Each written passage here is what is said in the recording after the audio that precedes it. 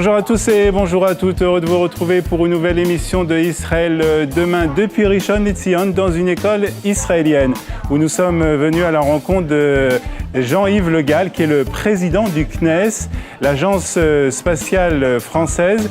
Savez-vous qu'il existe un satellite franco-israélien qui a été lancé déjà depuis un peu moins d'un an, un satellite chargé de faire une mission sur l'environnement.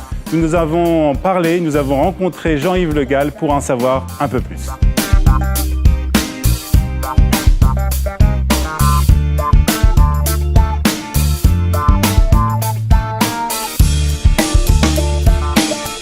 Jean-Yves Le Gall, bonjour. Bonjour. Vous êtes le président du CNES, l'agence spatiale française, et vous êtes en Israël pour faire connaître un peu un programme qu'on ne connaît pas très bien, en fait, un programme de coopération au niveau spatial entre la France et Israël, le projet Vénus. Vénus est un satellite tout à fait extraordinaire que nous avons développé au cours des dernières années entre le CNES et l'ISA, l'Israel Space Agency, et que nous avons lancé dans la nuit du 1er au 2 août de l'année dernière, donc il y a à peu près 9 mois.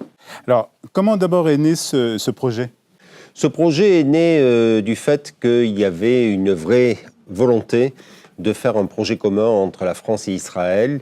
Et il y a de cela quelques années, eh bien, il y a eu finalement les gens de l'Agence spatiale israélienne et de IAI, Israel Aircraft Industry, qui ont fait des propositions à partir d'une plateforme de satellites qu'ils avaient développée. Du côté du CNES, il y avait une vraie expertise en matière de charge utile optique, donc d'observation, les caméras. Et en toile de fond, la communauté scientifique française et israélienne qui avait une vraie envie de travailler sur le climat. Donc une véritable coopération franco-israélienne. Une véritable coopération franco-israélienne née par des scientifiques et ensuite mise en œuvre par des agences et des industriels. Alors on peut savoir pourquoi le nom Vénus a été choisi ? Alors Vénus, c'est l'acronyme de... ça veut dire quelque chose, je ne l'ai plus dans la tête. Vegetation Experiment on Microsatellite, voilà. Alors justement, ça nous amène à parler de la mission de ce satellite. Puisque chaque satellite a une mission. Alors, quelle est la mission de Vénus ? Alors, Vénus a deux missions, en fait. La mission principale, c'est l'observation de la végétation, parce que la végétation est un marqueur du changement climatique. Le climat change et la végétation change aussi. Mais pour l'observer de façon très précise, eh bien, nous avons sélectionné 110 sites répartis tout autour de la planète, et chacun de ces sites est observé tous les 2 jours avec une très grande précision.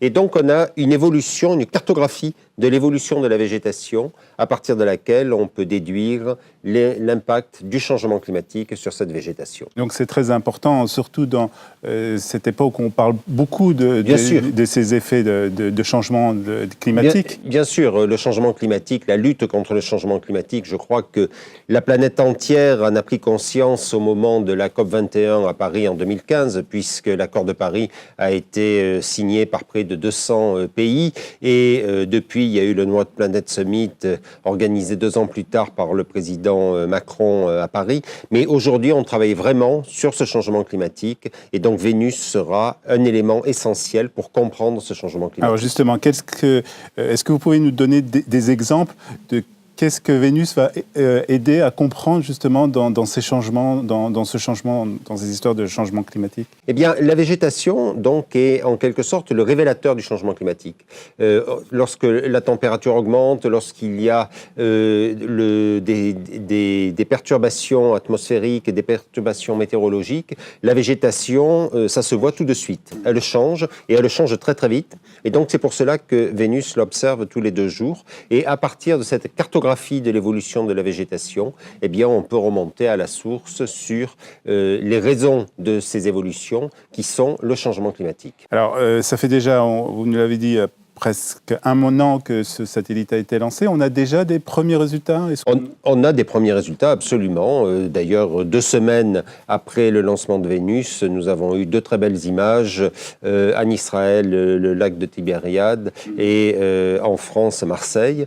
Et depuis, donc, on étalonne ces images. Et d'ailleurs, nous allons organiser au mois de novembre un grand colloque scientifique où tous les scientifiques qui travaillent sur Vénus viendront présenter leurs premiers résultats. Ça sera fin novembre. novembre ici en Israël. À Beersheba, je crois. Je suppose aussi que ça va aider aussi à comprendre ce qui se passe autour de toute la région de la mer Morte. Bien sûr, parce que la mer Morte est vraiment un endroit où le changement climatique a des effets qui sont amplifiés avec le niveau de la mer qui diminue, le flot du Jourdain, les concentrations en sel qui augmentent et ainsi de suite. Et donc la mer Morte, bien sûr, est tout à fait un endroit où les observations de Vénus seront très précieuses. Alors, la coopération franco-israélienne au niveau de tout ce qui est spatial, ce n'est pas la première fois que Israël et la France coopèrent. On a déjà un historique, on va dire, de cette coopération avec déjà des satellites qui ont été lancés dans le passé. Oui, la coopération est historique. Elle a commencé dans les années 60 sur les lanceurs.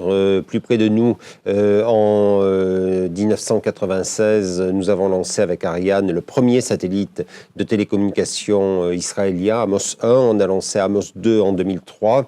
Et puis, il y a une coopération avec des échanges entre les scientifiques, les techniciens, les ingénieurs. Et d'ailleurs, je dis toujours que Vénus n'est pas une fin en soi, mais un début, puisque nous réfléchissons déjà à l'après-Vénus. Alors, est-ce qu'il y a déjà des projets en cours? Est-ce qu'on peut révéler déjà la tenue des prochains projets dans l'avenir entre Israël et la France? Les prochains projets seront toujours autour du climat, parce que c'est vraiment le sujet qui nous rapproche et qui nous préoccupe. Mais je vous ai dit que la végétation est un marqueur du climat. Il y a un autre marqueur du climat, ce sont les nuages. Parce que le changement climatique fait que la forme des nuages, la façon dont ils se comportent en haute altitude et autres, eh bien, c'est impacté. Et donc, nous travaillons avec l'Agence spatiale israélienne sur le projet Ciel, qui va nous permettre, donc, lorsqu'il sera développé, d'observer les nuages et à partir de là, de faire aussi des déductions sur le changement climatique. Et donc, nous allons commencer à en parler à l'automne. Alors, on se trouve dans cette école de Rishon LeZion où a eu lieu aujourd'hui une cérémonie où des élèves ont participé à plusieurs projets qui sont liés à ce que vous faites. On a vu aussi que vos relations très amicales, il faut dire, avec différentes personnes ici en Israël qui sont responsables de l'Agence spatiale israélienne. Quel est votre sentiment de travailler avec des équipes israéliennes?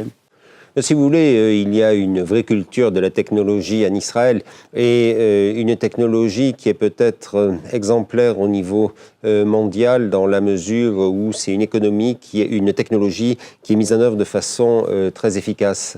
Et donc, à partir de là, travailler avec les ingénieurs israéliens a beaucoup d'intérêt pour les ingénieurs français parce que ça permet de croiser nos expériences et d'arriver à ce qu'on appelle des fertilisations croisées, c'est-à-dire les ingénieurs israéliens nous apportent leur expérience de l'efficacité, nous apportons peut-être une expérience différente avec notre héritage, et in fine, ça fait Vénus, l'un des satellites les plus performants au monde. Très bien. Merci beaucoup. On souhaite bonne chance à Vénus et au prochain projet entre Israël et la France dans le domaine spatial. Merci. Merci beaucoup.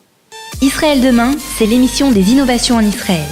Olivier Granillic vous fait découvrir chaque semaine toutes les nouveautés dans le domaine des nouvelles technologies, de la médecine et du social. Israël demain, c'est l'émission qui parle du futur sur Studio Kalita.